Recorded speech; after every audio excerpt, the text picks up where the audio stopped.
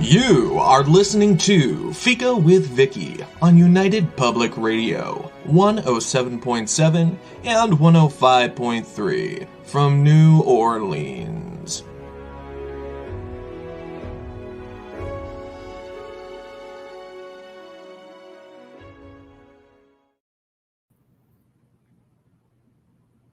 Hello, everyone, and welcome to Fika. Our guest today is John Kachuba. I had mentioned to Michelle DeRoche of The Outer Realm with Michelle DeRoche and Amelia Pisano, a very popular show here on United Public Radio Network, that I was looking for a ghost story. And she suggested John. And he was exactly the author I was looking for. Not only does he write ghost stories, but he's recently published Haycorn Smith and the Castle Ghost, a tale for ages 12 and up. And he wrote it well. Perhaps that's because he is a creative writing teacher at Ohio University, author groups, and workshops. Or perhaps it's because he's a paranormal investigator who's written several books, nonfiction books on that subject. But whatever the reason, Mr. Kachuba took me back to a time when ghost stories were my favorite thing in the whole world. Whether they were told by my grandmother at the kitchen table, with friends by the campfire, read or watched. The world needs more Haycorn Smith, John. So let's make it a series, please. But before that, welcome to Fika. Thank you, Vicky. It's good to be here. I appreciate those positive comments. A series, great. The publisher is actually talking about that, so maybe we'll make that happen soon. That would be, I just think it would be so popular. It is such, but we'll get into that later, or I'll do the whole show in the first 5 minutes because I'm so excited about Haycorn. So we're going to talk a little bit about why people are so interested in ghost stories and such things. But before we start that, I'd like to know what interests you in those things. What got you started? Well, I grew up in Connecticut. I grew up back in New England. And growing up, I heard all the sort of folklore of the area as well as the real history of the area. And I've always really liked the history. But I've always liked the folklore too. And in New England, a lot of that folklore was about ghosts. So from an early age, I was surrounded by sort of ghost stories, as well as being able to, walk down the street a little bit and find an 18th century cemetery or graveyard, and being able to look at tombstones with skulls and crossbones and all that kind of stuff on it. So I just loved all that. But the other thing too is, as I got older, I started looking more at sort of my own sense of spirituality. And pretty much my entire life, I've been on, I don't want to say a quest, that sounds really dramatic, but I've always been exploring my spirituality and the idea of the spiritual and the metaphysical. And so when you start thinking along those lines, the questions, the big eternal questions come up all the time that we all ask. Is there something there after death? What's it like? I grew up in a very strict Catholic family, and there was heaven and hell and afterlife and all that. So looking at all that, I kept thinking, what does that mean? What does that say sort of in, I don't want to say practical terms, but in sort of real life terms, and not even put real life in air quotes, although I refuse to do air quotes in person. You didn't use the fingers anyway, so that's a plus. I did not use the fingers. So because what I mean by that is, people always have ghost stories of their own. They have personal ghost stories. And as I've been working in this field since 2004 now, I give a lot of talks at libraries and universities and conferences. And people always come up to me afterwards and tell me their personal ghost stories. So there is something going on. People are having experiences. What the nature of those experiences are certainly debatable. But they're having these experiences. So I'm out there questioning what is this all about? And it just piques my interest. So I've always been interested in that. And the interesting thing is, as I look back now, I had two ghosts. Well, I've written like 5 different nonfiction ghost books since 2004. And Haycorn, of course, is a paranormal novel for younger readers, fiction. But we could talk. Wait. I don't like to argue with guests, but I wouldn't say it was just for younger readers. Okay.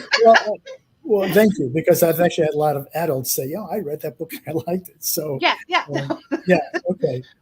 But what's funny is, as I look back on some of my earlier writing, short stories that have been published or other types of books or whatever, invariably I will find that there's some character in there that has a ghost experience, or that there might actually be a ghost in there. So it's been like in my subconscious, forever, apparently. It's a part of you. It's a part of me. I'm part ghost. I didn't know that, but apparently I am. Part film. Not yet, anyways. We'll have to wait and see. Yeah, I'm Ukrainian, Sicilian, and Phantom. Who knew? And you heard it here first on Fika with Vicky. Right. That's a long-winded story, but it's always been part of my nature, and it still is. I'm still very much interested in not just sort of ghosts and the paranormal, but spirituality and metaphysics generally. Now, do you find it easier to write about ghosts because you know this, and this has been a part of your life study, let's say, for a very long time, or do you feel a little like you may be, some people might argue with it, or I know that within the book itself, there was a mention that some people were not good with their kids watching the ghost shows, the ghost hunting shows, or whatever. So are you ever hesitant about that, or is it going to be a thing, John? I'm good with it being a thing myself. Are there air quotes for that? Finger motions for a thing? I don't know. There should be. We should invent that right here on your show. Well, I think that's a good point, because in Haycorn, there is the main character, Haycorn's best friend, is a kid named Budge, and Budge's father is very strict, and Budge's father does not want him watching the ghost hunter kind of programs, the so-called true stories of people out there doing paranormal investigation. There's also a point later on, I think, in a conversation between the two boys. I'm trying to recall exactly who said what, but it comes up where ghosts are the work of the devil, and so if you believe in ghosts, you're believing in sort of devil worship or whatever. And the Bible does have some quotes about, like things like "suffer not a witch to live," and demons and sorcerers and all this kind of stuff. Yeah. It's there. Yeah. So it's problematic, that book. Yeah. In so many ways, yeah. So to answer your question, I don't worry about the effects that it might have, because what I'm trying to do, and I do it in Haycorn, subtly. I mean, I don't slam people with it, but I try to point out that there are different viewpoints, there are different beliefs, and that not everybody thinks the same way. Certainly not everybody in the world believes that there are ghosts. I mean, we know that, right? There are a lot of people that do, a lot of people that don't. There's a lot of people that believe there are devils and demons and angels, and a lot of people that don't. So I'm not here to say who's right, because I don't know. I mean, you're just a writer. I'm a writer. Making up a story. Right, I'm a writer. But what I want to do is, especially for younger readers, is I'd like to open their minds to the possibilities. I have 11 grandchildren of my own, and thank God I don't see them being sort of hidebound in their thought processes at this point. But that could happen to any child. So what I want to do is, in my writing, is I want to make sure that there's a door that's open all the time, so a child can, or a young reader, not necessarily a child, any of my readers, even my adult readers, or Vicky, there you go. But they can look at something and say, "Oh, that's interesting. I never thought about it in that way. Maybe there's something here." And that's whether we're talking about ghosts or anything else. I try to sort of just make sure my readers understand that I am not necessarily coming down on one side of something and saying this is the way. Right. You're hoping that they will become critical thinkers. Exactly. By reading these books. Exactly. And that's something that, at least in this country, in our school system, we're getting away from critical thinking. And it's sad, but we are. So if I can do my little bit to help readers be more critical thinkers, yay. Oh, okay. I just, and Cindy says hi, John. Hi, Cindy. I know Cindy. I figured you did because she was like, "Hi, John," on a first name basis. Well, It just felt like there was a knowledge there. right. But you notice I put it, my name is only John, first name here too. So. This is true. But I know that we're going to be great friends in the future, so I feel okay calling you John. You can't have Fika without becoming friends, John. It's just the way it is. All right. So, no, but you bring up several different social issues, and I think the best books for that age group do. They don't hit the subject, but, that innocence of childhood myth that is out there. There's kids facing a lot scarier things than ghosts. And you brought up one of them in the book. I don't want to give up too many spoilers, but, it's something. It is something that happens in that world. If you make a series, I want someone's father to come home. Okay, don't you go there with me. Well, okay. I'm making a lot of demands, but I will be checking up, John, for later. So in that way, when you read that age group's books, some of the writers can be sort of condescending. Okay, they're not really talking to 12-year-olds. They apparently don't know 12-year-olds. And there's not a lot of respect, I feel, in that. But your writing was very respectful. I could feel like it was very caring for those kids out there. So how, as a writer, do you bring that across, John? Well, first of all, thank you for saying that because that's something that I really tried to do. I tried to not be the adult in the room, who has all the answers and knows everything. I think for me, I did a couple of things. First of all, I just tried to remember what it was like for me when I was 12. Budge, by the way, Haycorn's best friend, Budge Shiflett, was also my best friend when I was 12 and younger, and that was his name, Budge Shiflett. Oh, really? Was it? Yeah. First on Vicky, hearing it first. Does Budge know? Well, Budge passed away when he was about 20 or 21. So in some ways, so some ways this is kind of a testimonial to Budge too. But so I tried to, remember what it was like. I certainly can remember events. I can remember the trouble we got into all the time. I can remember the good times, and I can remember some, things that weren't as good. But having said that, it was hard still, a little difficult to capture sort of the voice that I wanted. So for that, I kind of relied on my 11 grandkids. I don't see them as much as I like because they don't live nearby, but I do stay in touch with them. And I think when I'm with them, I think I can relate more to them on their level than as an adult.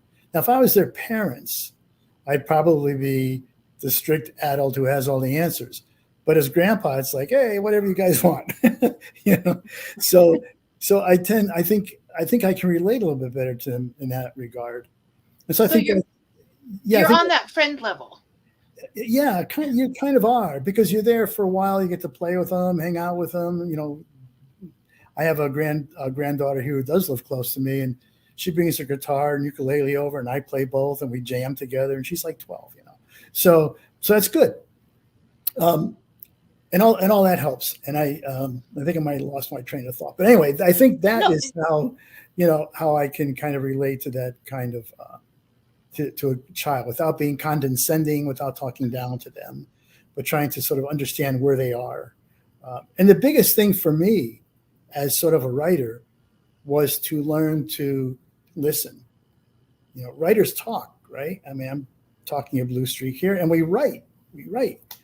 But for this kind of work, I feel that I really need to listen to kids a lot, young readers a lot.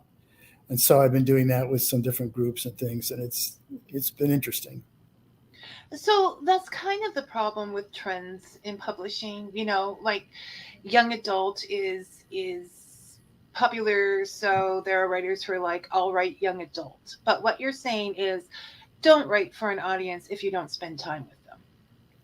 Well, I think you have to know your audience, no matter what level you're. Yeah, no, that's what I'm saying. Like if you're writing, cozy mysteries, know the kind of person who reads cozy mysteries. Yeah, Like it doesn't. You kind of have to keep your audience in mind, not just right.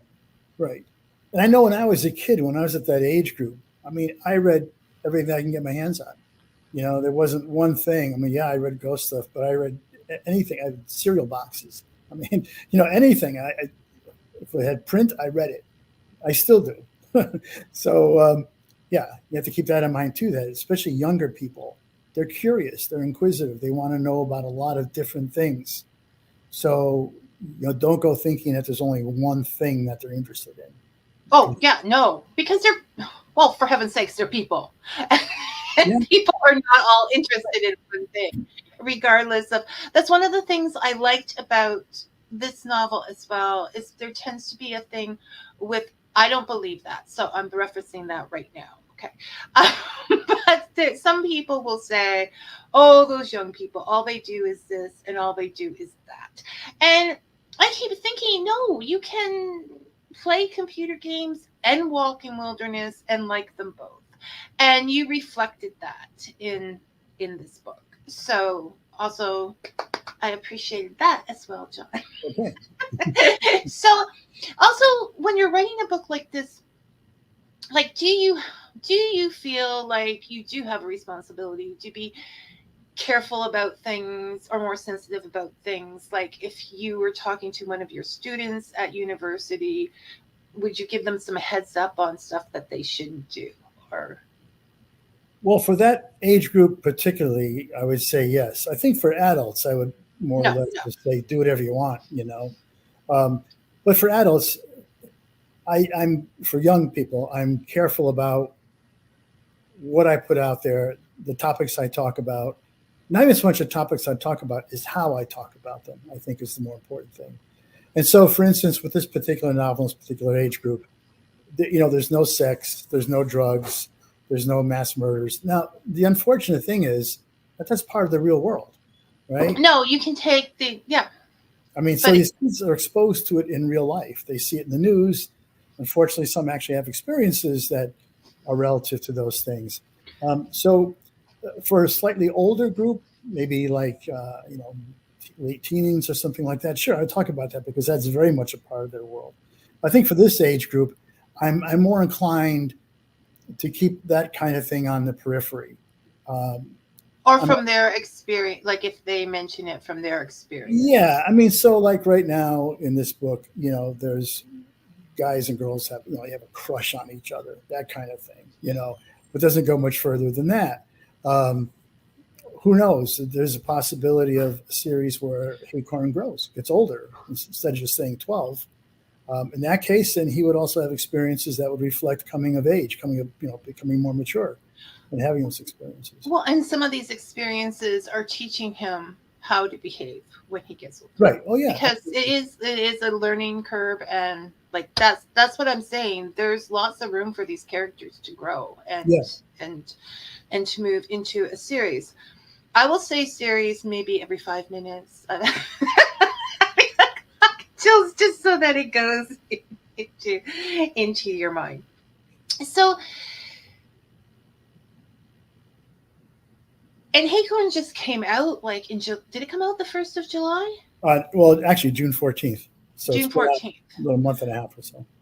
And it's available at. Well, it's on Amazon right now. Yeah, and it's in libraries. It's getting into libraries and bookstores. That's a much slower process. But yeah, it's on Amazon as of June 14th. So it's in hardcover, paperback, and also ebook format. Mm-hmm. Now I'm going off chart here because it's interesting. Loveland, Ohio, is a real place, and yes, that's the real name, right? Yes. And does it do like a booming business on Valentine's weekend? Because like I would So, think, let's go to Loveland. so here we go. So Loveland's seal of the city is it's a red heart, and it's encircled by the words "Sweetheart of Ohio." So every Valentine's Day, yes, there's a Valentine's lady that is named every year, and she and her staff go to the post office and they hand cancel Valentine cards with a special Valentine's Day postmark, which every year. This has to be written down. This is like way Yeah. too good. So people from all around the world send cards to the Loveland post office to be hand canceled. And I know some of the Valentine ladies, and they're going to kill me for saying this because now they're going to get 1,000 more cards to hand cancel next year. So it's really it's been a thing. There's a wall in a park in Loveland that has a picture of all the Valentine ladies over the years on it. So it's a big deal. I lived in Loveland for several years, and my wife was on city council there. So so there's you do write what you yeah, know.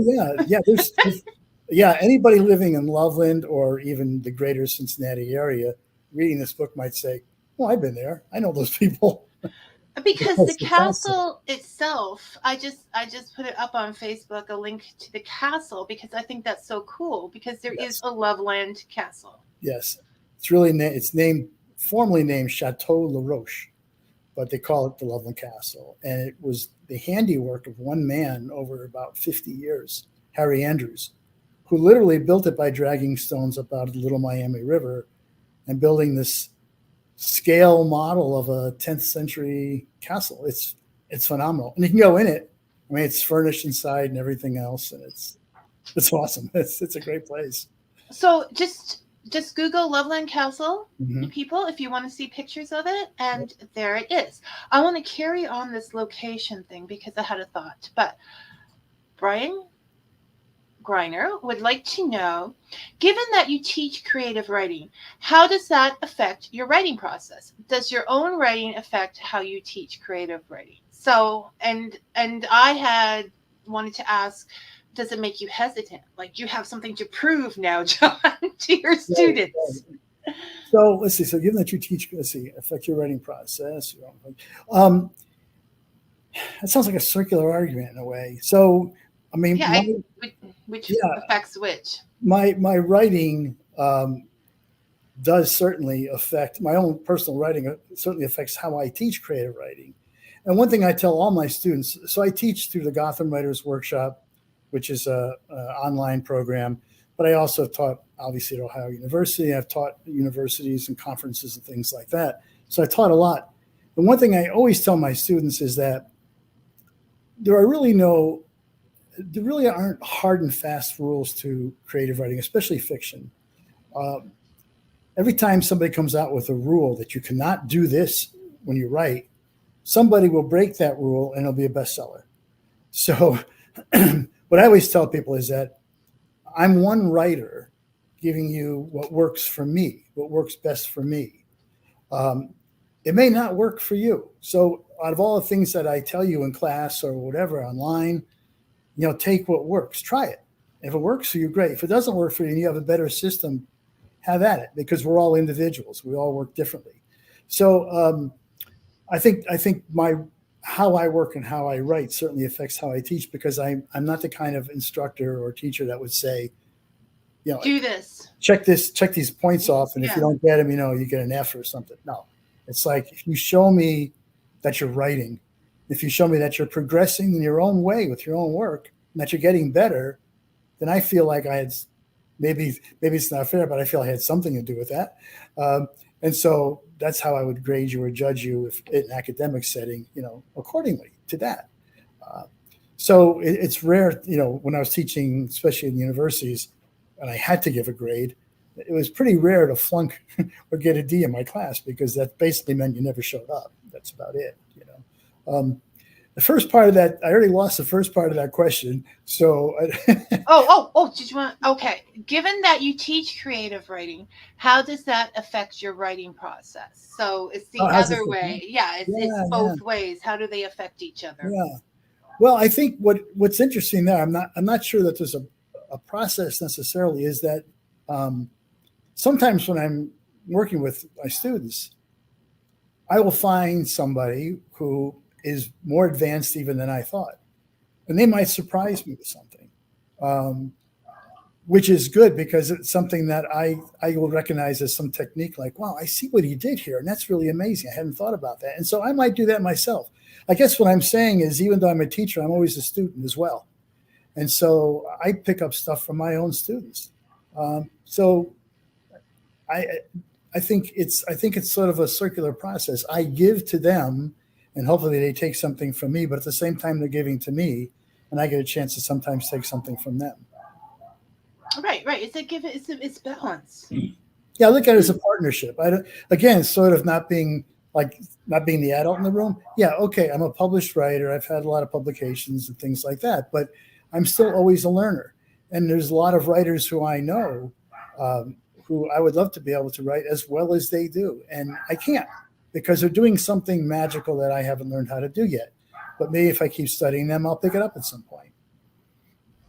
Well, I know that even Neil Gaiman, the one idea he had, and I can't remember the book now, he pulled that out several times and kept saying, no, I'm not there yet. I'm not ready to write this. Right. And then I, of course, interpreted that as, well, if he's not ready yet, what chance do I have? Well, here's the thing, if you have to get started somewhere before you can be ready yet. You got to be ready. So you at least do that much. Yeah. Indigo, you have to do. I actually have a segment I do, the wannabe author, the quest of the wannabe author. I have no problems using the word quest. I love being dramatic. So, and, some of us discuss the things like every person is different. Know thyself as a rule, because you're going to be different than everybody else in the process. John, I am officially inviting you to one of those segments. Okay. You can say no off the screen, but no, because, yeah, I need all the help I can get. Okay, so all right. To get this thing going. Now, we've discussed the fact that back to locations. I'm sorry, this will happen. Oh, yeah.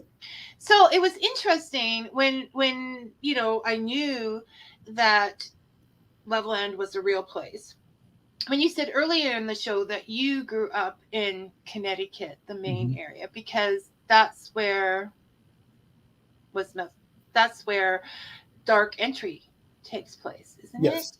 Yes. Isn't it? So you had that connection there as well. Right. Okay. So real places. John likes to go for the real places. He knows. And it does help with the atmosphere. I'm saying it does definitely do that. Now, one of my favorite things about this book is, because I'm that kind of person. One of my favorite things is that in Haycorn Smith, your fictional novel, you plugged maybe it was a plug, but your nonfiction book, Ghost Hunting Ohio, and I must have laughed for I don't know how long, because I thought, well, that is very cheeky, John. It was very cheeky. Yeah, it was. Well, and by the way, I don't plug it. Haycorn plugs it. I had nothing to do with that. I was just like, oh yes.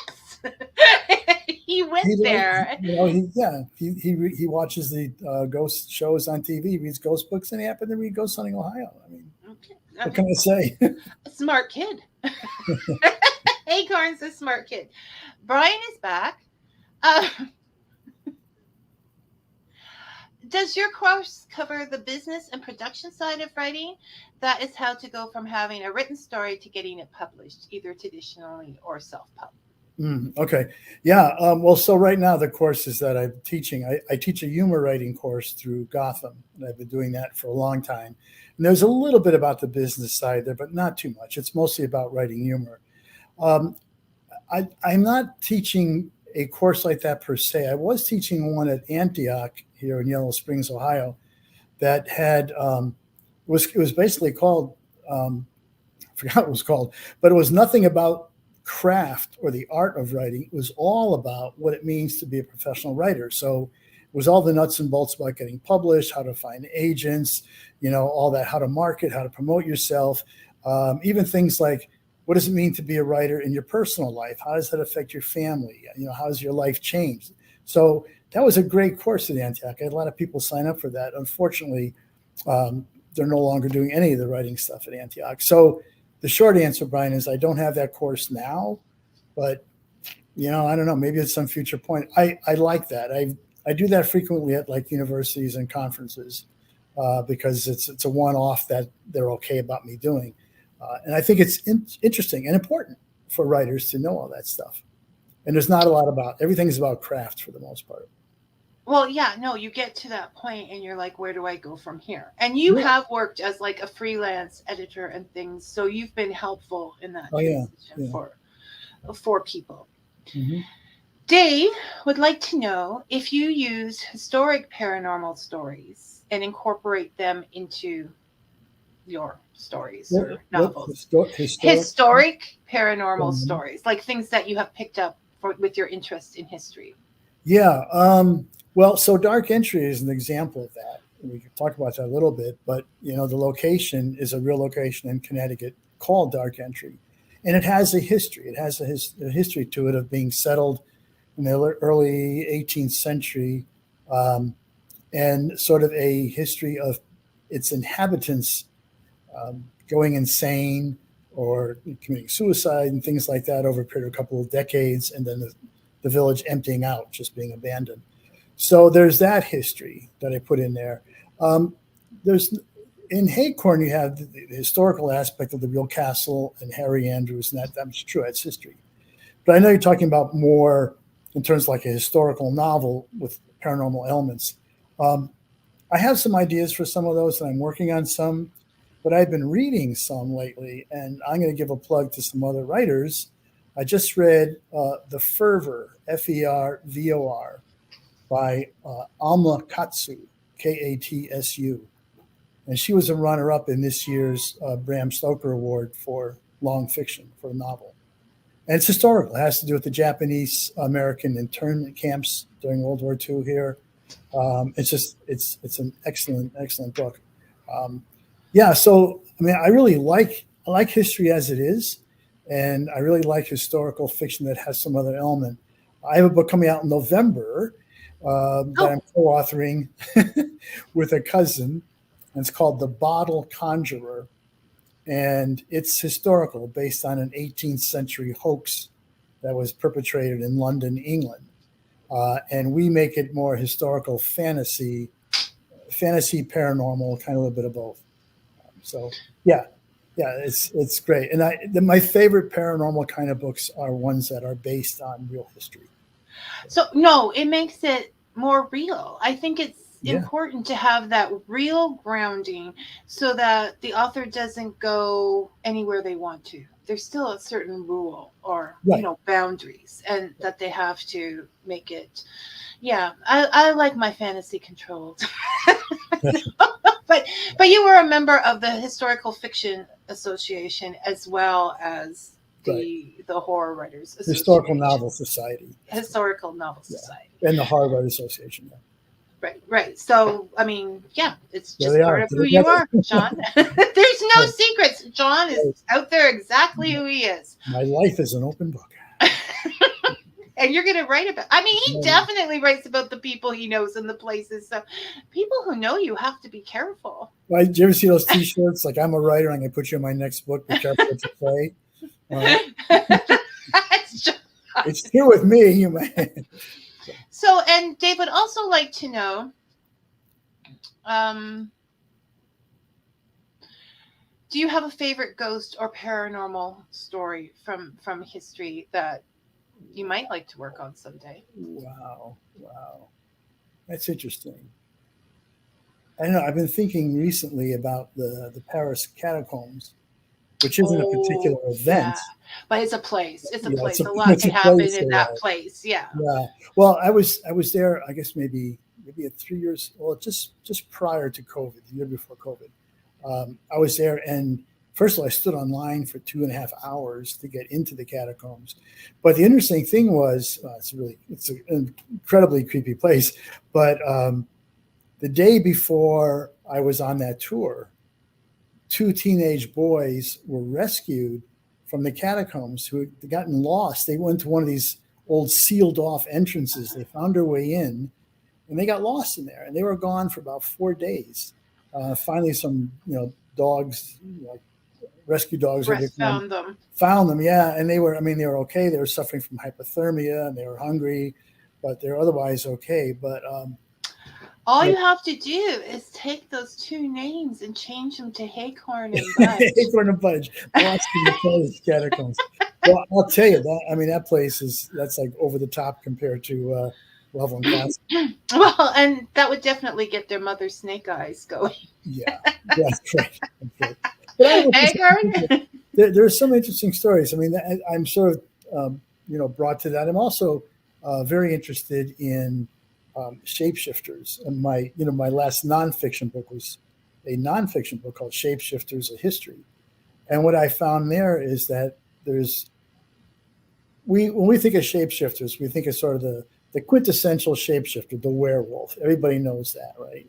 You're a man or you're a wolf, and you go back and forth. But what I found in my book is that there are literally, there's thousands of different kinds of shapeshifters in cultures all around the world. Almost every culture has had some kind of a shapeshifter character in it, if not more than one. And I really got sort of stuck in a Japanese because they had an incredible line of shapeshifters that were also ghosts. They were ghosts and shapeshifters at the same time. And most of them were murderous, and revengeful. So that's not necessarily history, but in a way it sort of is. I'm looking at it's cultural history, isn't it? Folklore. Yeah. It's sort of described. If you understand the people's stories, it gives you more insight into the people. Yeah, absolutely. So I'm playing around with that a little bit. And Japan, like when you think about the manga and things like that, and I know I grew up with my kids, and I was like, oh my goodness, what is happening in this stage? But it is just chocked full of demons and things like that, vengeful creatures and that. So yeah, I can see that would be very colorful and in depth. Yeah. Definitely. I also wanted to mention that to any of the writers that may be listening to this out there, John's books would be an incredible resource if you want to write anything in this type of genre. Take a look at them, like Shapeshifters or whatever. Nod your head, yes, John. You can sell yourself. Yes. Anyone who can put their nonfiction book.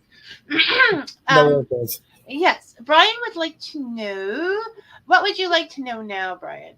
Oh, he's just saying there's a movie about the catacombs, As Above, So Below. I have seen that movie, Brian. And do you think it's strange as well? Weird. It was very, very weird.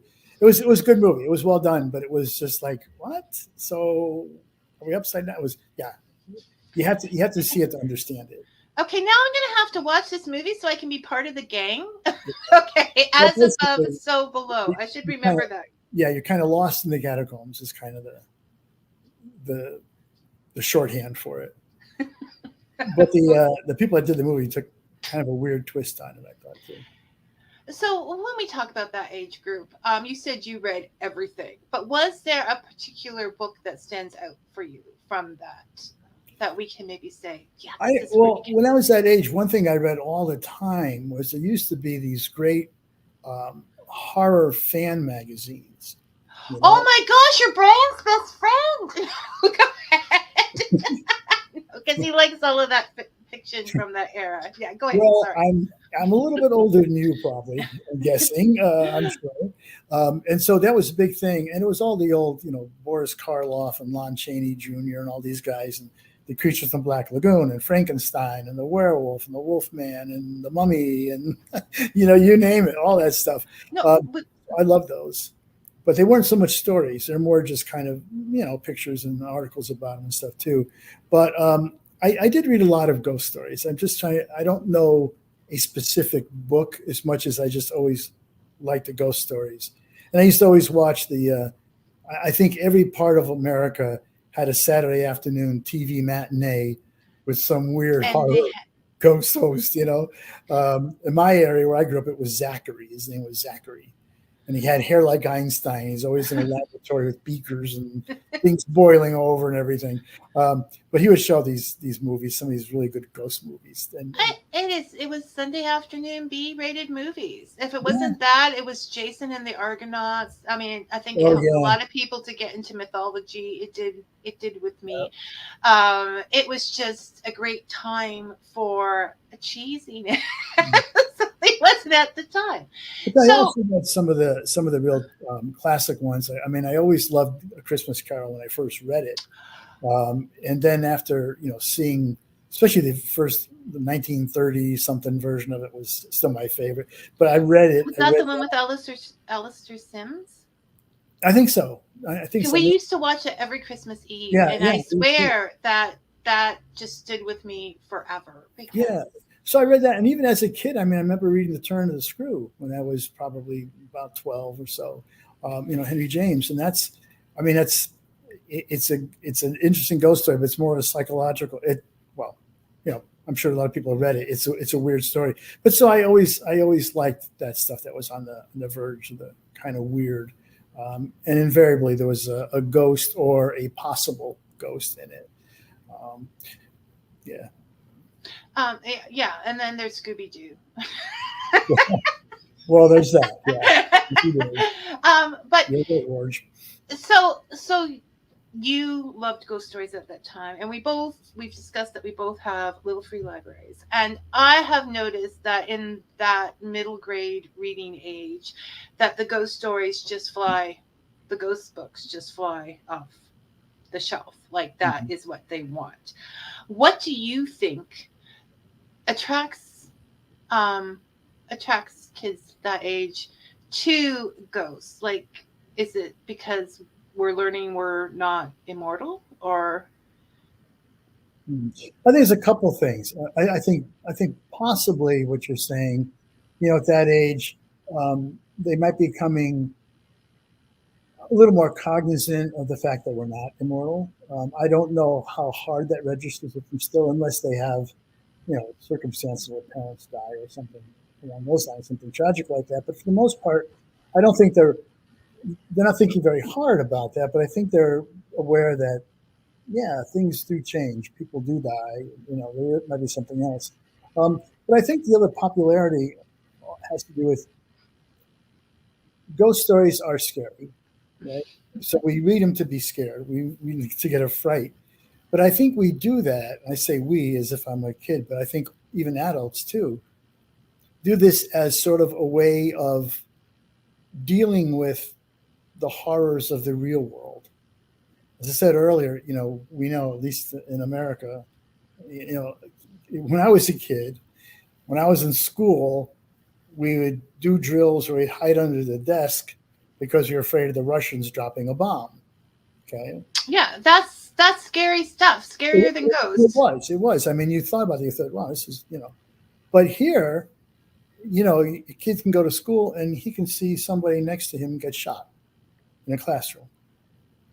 That never happened. The Russians never dropped a bomb on us. No. And that was so remote, even thought about it. But now you have kids that can actually talk about, well, the school down the street from me, there was a mass shooting or something. So there's that. There's, just the real world with war and everything. What I'm saying is there's a lot of horror and fear in the real world. And I think that kids today might be under more stress maybe than I think so. My generation.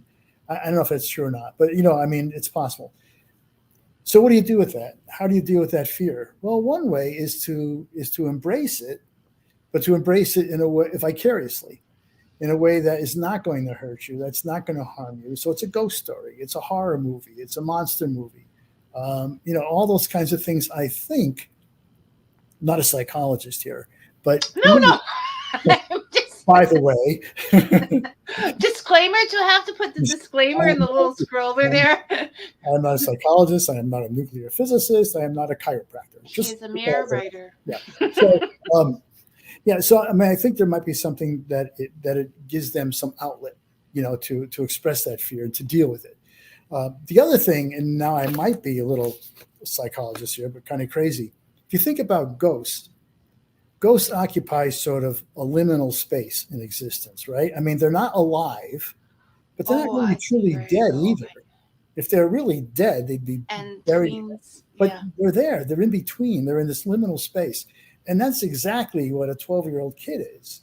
They're not a child where they're, playing on the floor with toys and stuff and blocks, but they're also not an adult where they're smoking and drinking. Well, some might be.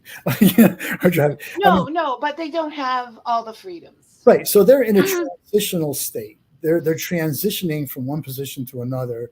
And right now it's a lot of confusion, a lot of uncertainty because they are in the middle.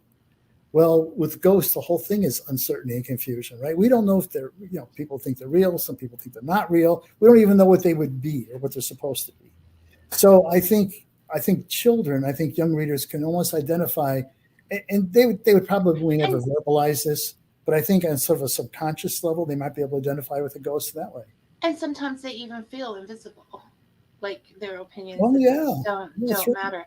Okay, John, you may not be a psychologist, but I'm going to cut this off in a short reel. I think this is like really good stuff. Okay, I'm thinking this is really good stuff. Brian and Dave, I'm ignoring you for a minute because I actually have questions I want to ask. It's okay. One's a friend, one's a husband. I can talk that to them. I can talk that way to them. Okay, so before we go any further, Dark Entry is a completely different book than Haycorn. It is dark. It's more mature. The problems in the relationships are more complicated. The all of that is more complicated. And some people, yeah, which did you find more difficult on yourself to write? Well, I think Dark Entry was probably more difficult. And there's a few reasons for it. One is that the protagonist is a woman. So I'm speaking from a woman's point of view, a woman's voice, right? And I'm okay. Again, disclaimer: I'm not a woman, so we know. So that was a little bit difficult in the sense of trying to get that right.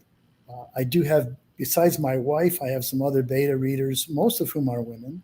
So they looked at that too, and would call me out and say, "It doesn't sound quite right." So that was helpful. So that was one thing. The second part of that is that the protagonist is also coming out of an abusive relationship, and I have no experience in that. My parents were not like that. My wife and I are happily married, so I don't have any firsthand experience of that. So that, I don't know how that comes across. I hope it comes across as authentic. I thought actually, when you mentioned that, you were writing as a woman, I kind of forgot that at certain times because you did it well.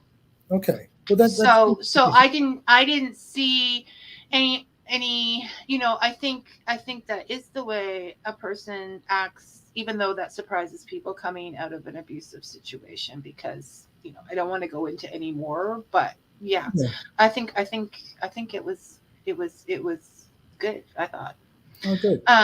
There was one other problem I had with that too, though, was that there's the chronology in the book changes. It begins, the prologue begins back in the 1800s. Mm-hmm. But it's important that it's there because it gives us the grounding. You need that. But then we're in the present tense. The present is 1989, so it's not even present.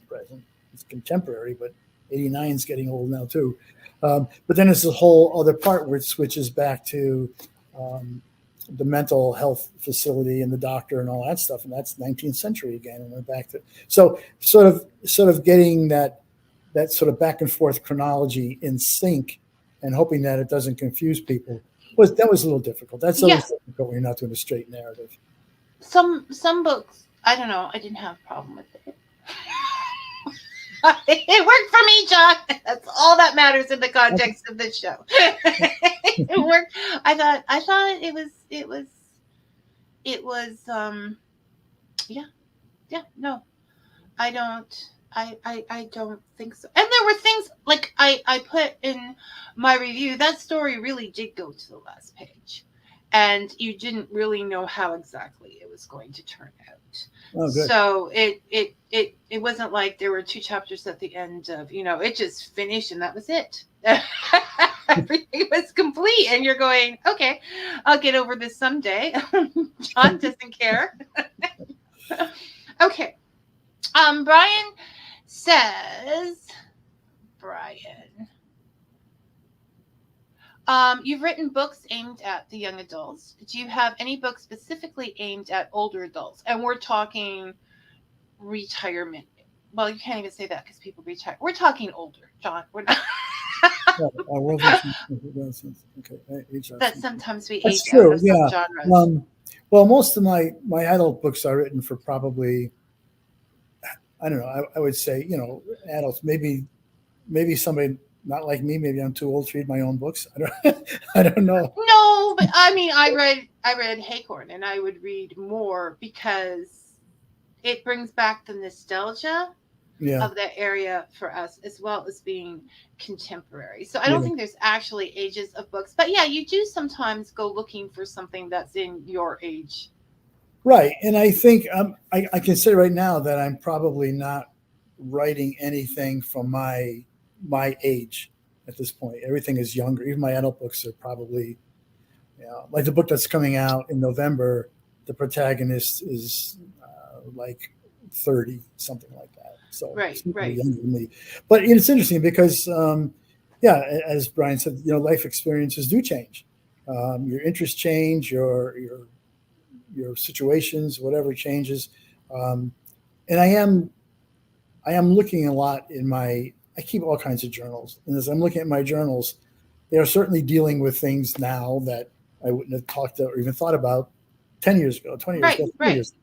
So who knows? I mean, maybe I'll write something, for 90-year-olds or something. And Dave says, one of the interesting things living in our area of Niagara is that it's called one of the most haunted places in Canada, and we are surrounded by ghost stories. So what I think he's saying is, you ever think about coming up here and writing a ghost story? Is that an invitation, Dave? John, you're welcome to come and check out our area. The ghost that goes over the falls in a barrel. I don't know how that would turn out. The barrel would break, and then there would be nothing there. Therein lies the mystery for the people. Was there a ghost there to begin with? Yeah, as a mom, I don't think I want to see Haycorn or Budge go over the falls. that would be too much. Yeah. Now, as we grow closer to the end, we shouldn't talk about the end with ghosts. I have the big question that has bothered me for my entire life. And since you've dealt with fiction and nonfiction ghosts, or if you're a non-believer, it's all nonfiction, but you know what I'm saying. Yes, that is Dave was inviting you up to check out Niagara. What? Okay. So you're watching this ghost story or you're reading the ghost book, and there's floating heads, there's damage being done, you found out your house is built on a cemetery, all of this is going on, and still the people do not believe it. And they do not, I can't go because of financial reasons. They won't leave their home. Now, my theory is, whether I believe or not, I'm getting out of there. I'm not taking chances. So, but I figure they have to do that in order to have a story. You've worked with real ghost stories. Are people like that in real life? They just won't leave? Yeah. I mean, yeah, definitely. Absolutely. I mean, so I'm always amazed because I have the same kind of reaction you do, like, oh, you're staying there? So as I mentioned before, I give a lot of public talks about ghosts from my books, and people will talk about their experiences. And I don't know how many people I have spoken to who will say to me, oh, I have a ghost in my house. And I'll say, what do you mean you have it in your house? Well, I have a ghost in my house. You mean like now you have a ghost in your house? Yeah. And you're living in a house? Yeah. Well, it doesn't bother us. It just moves things around, but it's harmless. And I just say, go away. And, so apparently these aren't, like murderous axe wielding ghosts like in the horror movies. So, but no, there are people that definitely do it. I mean, I've heard people say that they find comfort in it, especially if they think the ghost might be a relative. No, no, that's a bit of a Yeah, different story than yeah, if it's I live at my Uncle George's house, and Uncle George is still here, and I feel good about it. Okay, well, so yeah, and there are people, circumstances won't allow them to move even if they want to, and that's just life. I mean, I'm sleeping in the car, John. yeah, I well, don't care. I mean, you might have to. If it's malignant, I'm, I don't mind if it's a grandmother or whatever. But if this thing is, the kind of ghost I'm talking about, Right, John, right. like in Insidious, I think that's the name. Yeah. That I think is a good ghost story, and I wanted to touch on that as well. I personally think that ghost stories are like in a separate, like traditional ghost stories are sort of in a separate genre than horror itself, because it's more about the tragedy, the history, as you've put it. The resolution. They're not all evil. They're just people who've been stuck in a certain place. So I don't see it now. Dark Edges has its share of blood and gore, Right. but it is like, do you think that's a separate kind of ghost story that is more historical in that? Or, I mean, it can still frighten, but it just frightens.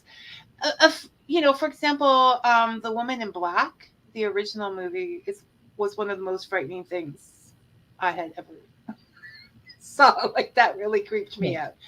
So, do you think they are like two separate kind of things, or?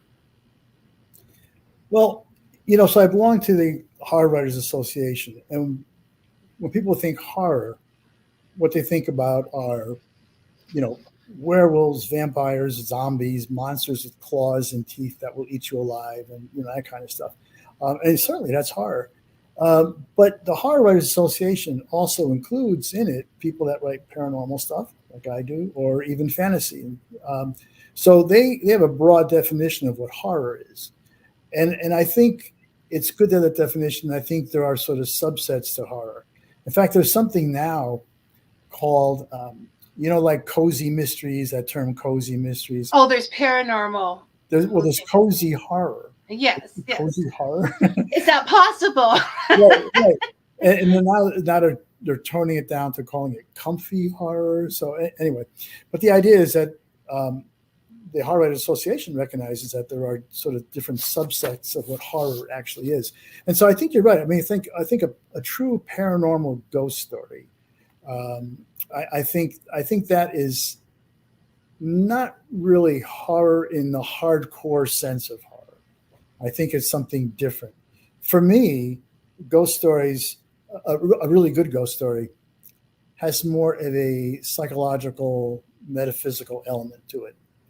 It's not just a monster, in a horror story or a horror movie, once you open the closet door and a monster springs out at you, you've seen it. It's done, right? Okay. He does it a second time. Yeah. Okay. Does it a third time. Yeah. Okay. It's there, right? It loses its effect. But what I like about a ghost story, how I think it's different from horror, is that a really good ghost story is much more subtle. It's sort of, there's a lot of, again, uncertainty is a big word when I'm talking about ghosts. But there's uncertainty as to what is actually going on. What is actually happening? Am I in the real world? Am I in some other world? And the tension that creates is all about being a good ghost story too. So those are some elements that I look at as, the subtlety, the tension, and sort of just this kind of a psychological uncertainty is like, I'm not sure what's happening. I think of a movie like, it's a movie, not a book, but think of The Haunting of Hill House. Yes. Movie, right? Yes. So that was a pretty scary movie. There's a lot of tension, a lot of anxiety in it, but you never, ever, ever saw a ghost. There was no ghost to see. No, but it was classic ghost story. It was ghost story, yeah. And I think they're kind of more emotional too, because you have that story with the ghost, and sometimes you sympathize with it, like, yeah, and what's going on with it. So, yeah, no, it is. I think it's a separate type of things. I have to look at cozy horror now. Okay, I'm going to have to go find it and find a book. Yeah. Sean, this is Cozy horror, comfy. this is on our mind.